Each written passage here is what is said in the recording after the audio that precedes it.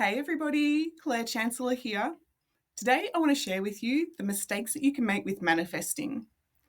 These mistakes I wish I had known from day one when I started manifesting, because the amount of times that this generated stress and kept me in a loop and wasted my time doing the things that would delay my manifestation. Oh, such a big deal to know.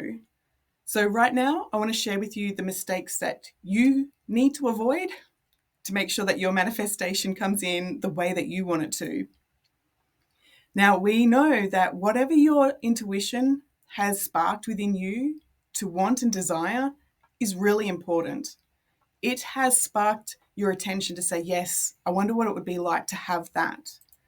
Because your intuition also knows that you've had a pattern in the past of keeping yourself small. You've had a pattern there where you've doubted yourself, given away your energy, and your intuition is doing everything it can in its power to get you to come into your self-worth, to come into that personal freedom. And so by dangling this carrot, going, oh, you could have this, you now are required to have a look at what is stopping you from having that. It's very sophisticated. So again, I want to share with you the 6 common mistakes that I wish I'd known years ago, and knowing these will help you speed up your success with what you're manifesting. Now, when we start our manifesting journey, we often think about what we want, or what do you want to do, what do you want to have. So often we forget to consider, who do you want to be?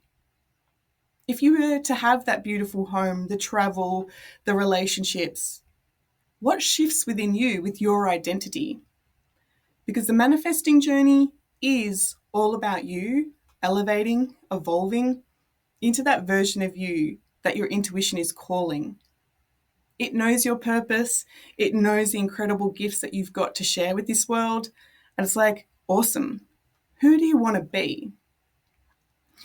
Now, I say that because when we look at the mistakes with manifesting, you will notice that there's going to be a bit of a mismatch or a contrast between who you become, who you want to be, versus how these mistakes hold you back from becoming that version of you.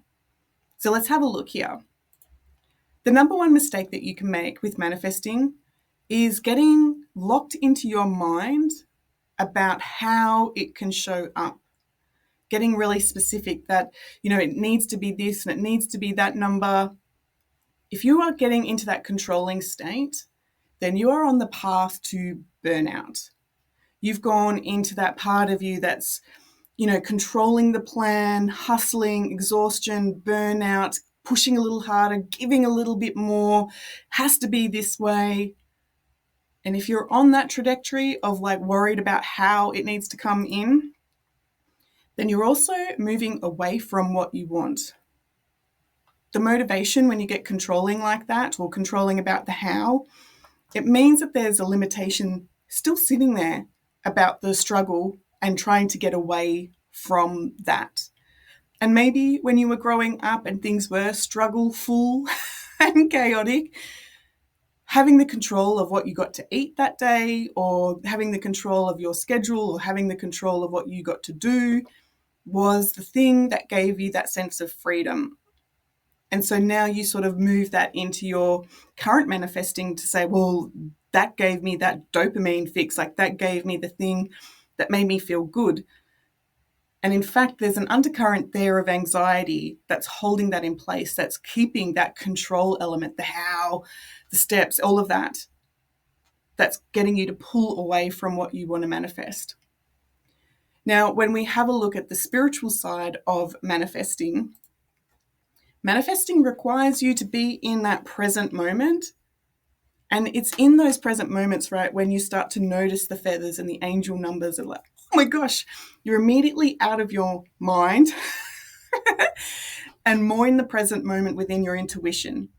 And that's where it gets you to have that spark of inspiration to call the friend, or to take that opportunity, or to make that call. This is your intuition doing its job. And in fact, when your intuition is working the way that it needs you to be in that present moment, you're also tuned in, tapped in to the higher self that is looking at the bigger picture and providing your intuition with the how. Your logical mind has been sensing, seeing, touching, tasting, smelling your reality, and it knows the experiences that you've had in the past that created failure or rejection or abandonment, and it holds on to that to avoid doing all of those things that you did in the past that created the negative consequences. It then looks at the future and says, oh my gosh, that thing when we paired up with someone and it failed and da da da da da. This is all the ego trying to keep you in old patterns and in the controlling state.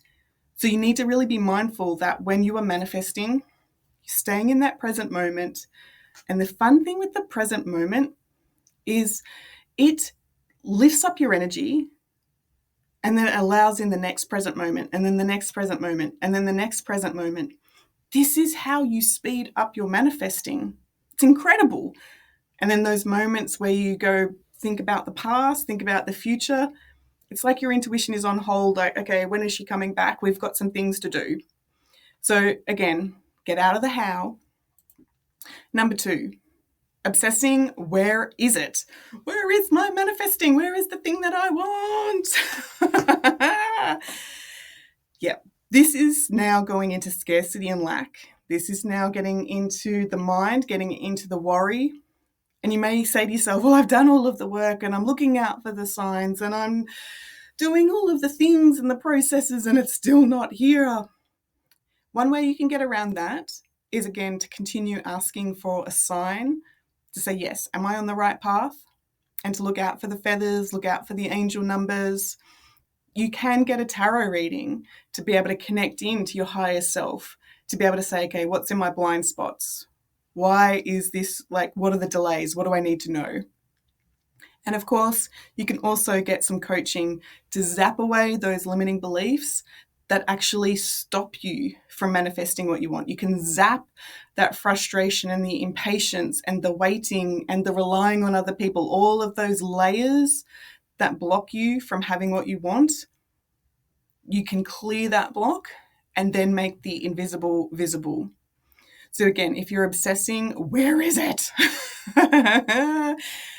Be mindful of that, because you're also on that cosmic journey where you might have done the inner work and time just needs to shift everybody on the chessboard of life to line things up.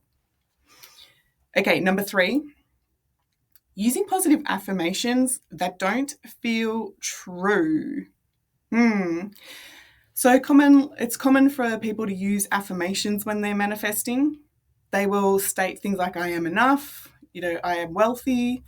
But when you get caught in the affirmation that doesn't feel true to you and your values, you're now generating a buffer of energy where it's like, oh, I am trying to think of one that's relevant to say, okay, I am rich. And in fact, it is one of my values, and I name my dog Richie. My riches come to me. So this is not applicable to me. But let's say I had that affirmation, yes, I am rich, and it doesn't match who I am.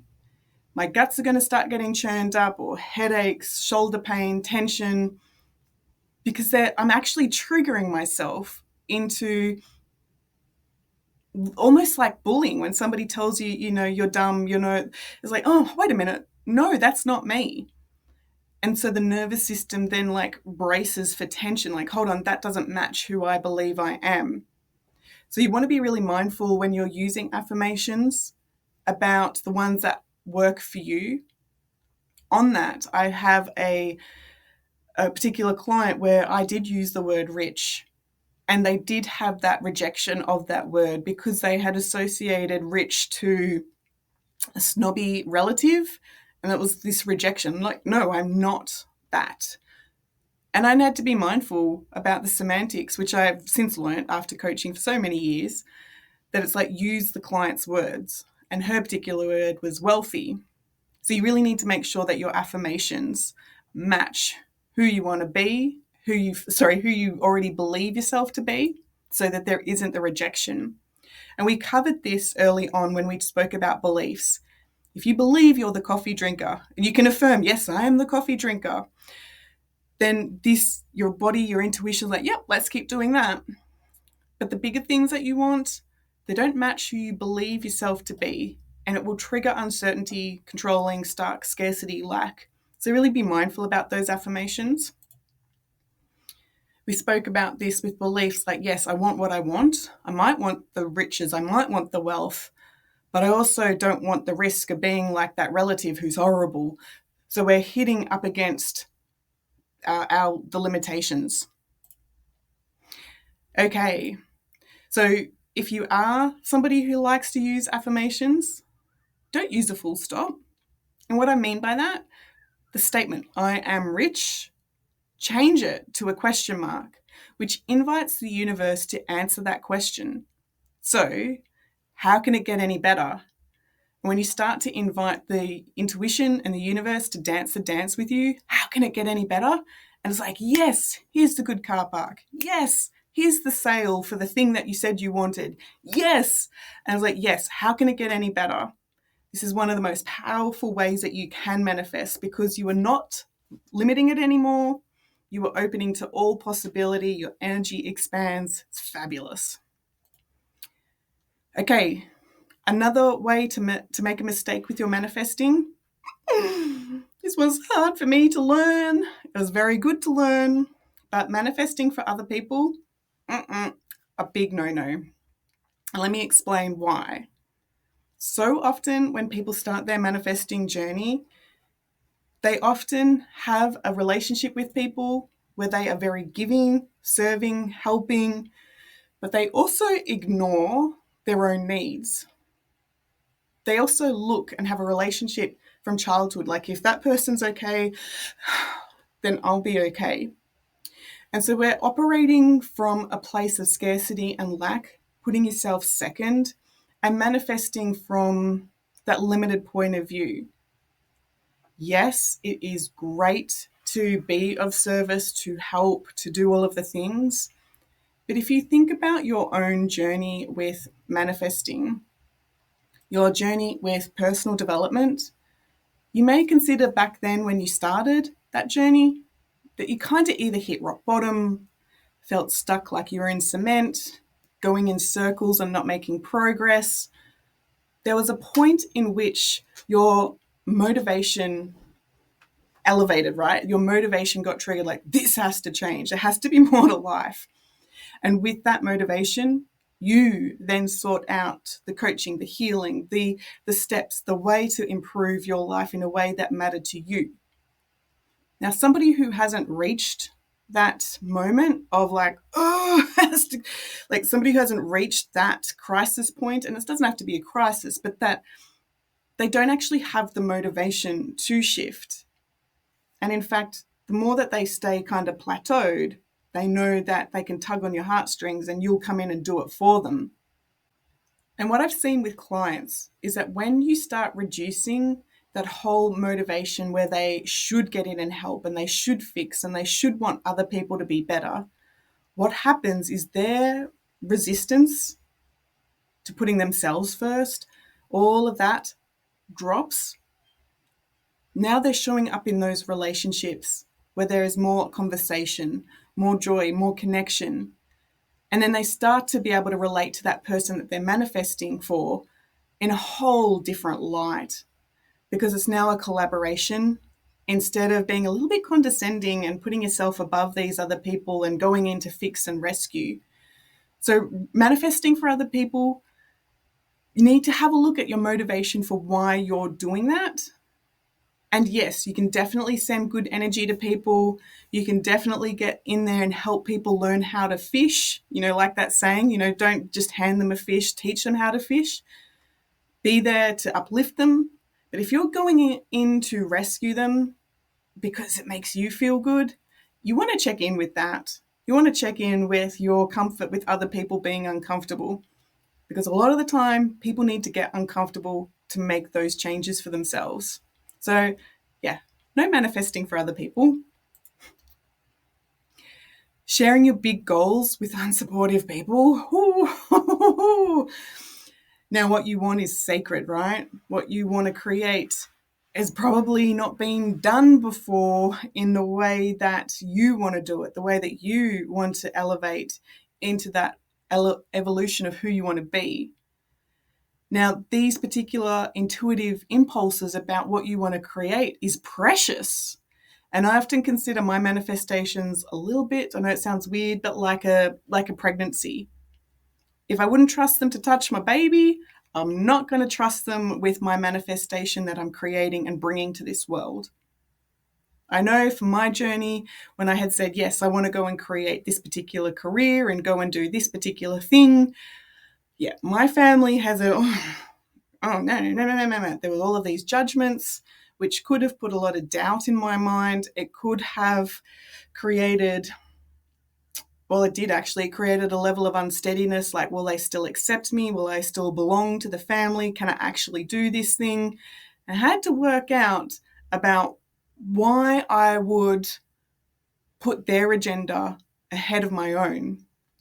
So many times when people start to manifest and create that beautiful, rich life that they want, that the people down that you left on the path back here start to judge and want to pull you back down to their level, because that's all they've known, and that's all they've known you to be.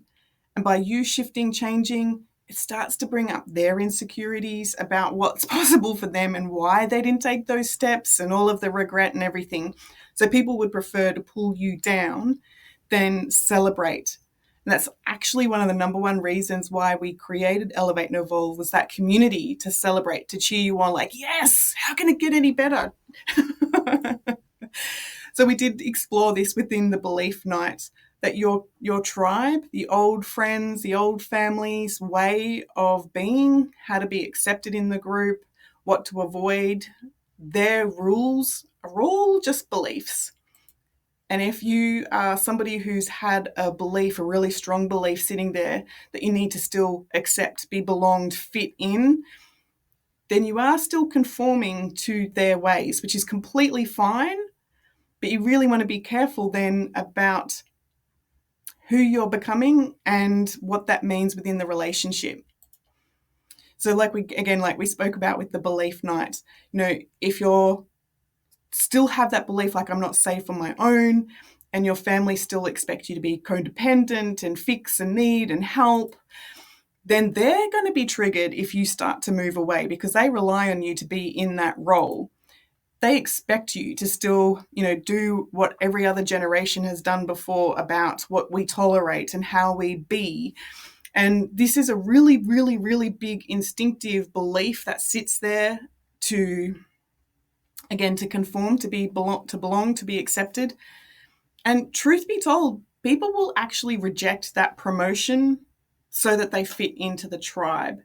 So it's a really interesting dynamic, and you have to look at what it costs you. So again, the mistake with manifesting, checking in, do you really want to share your manifestation with family, with friends who are likely to put doubt in your mind instead of asking you questions with curiosity? Okay, the next one. All right, manifesting pain for your ex. I'm assuming you could already get the sense of humor, like, how tempting is it to, want to send pain and hurt and struggle their way after the breakup that you've had.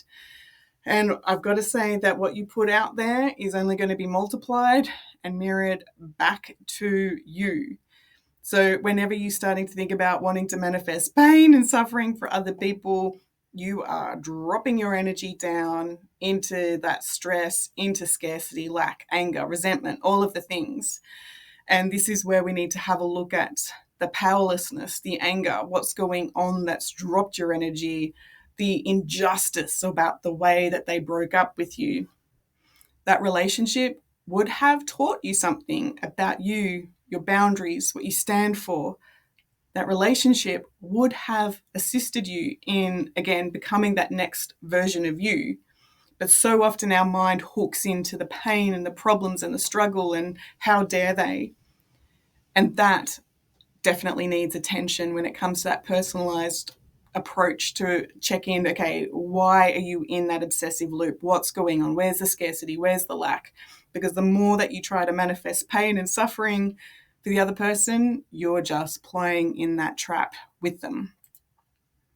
So yeah, stop wishing and waiting for something to be different with them or for them, and start to turn your focus on the things that you want. We spoke about this within the rehearsal part of manifesting.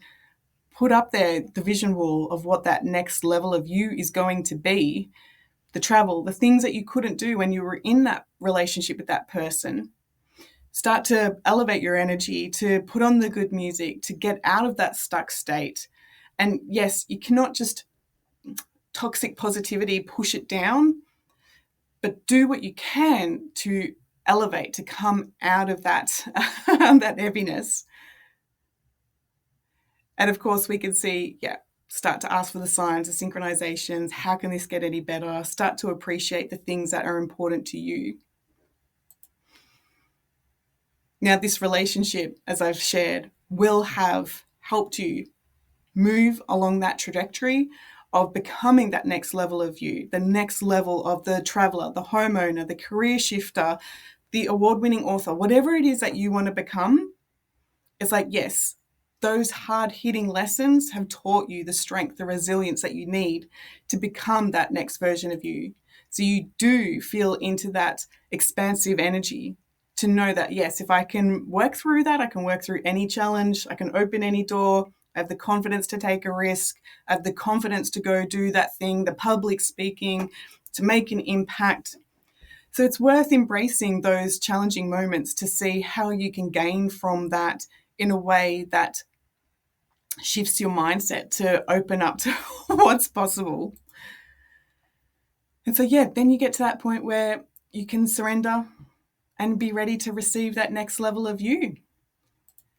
And of course, together we can definitely elevate and evolve.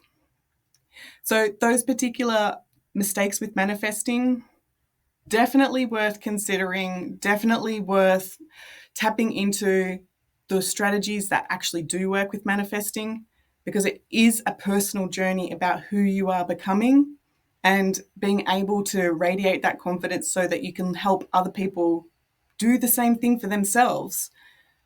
Your intuition is radiant. It wants you to shine its guiding light to assist others.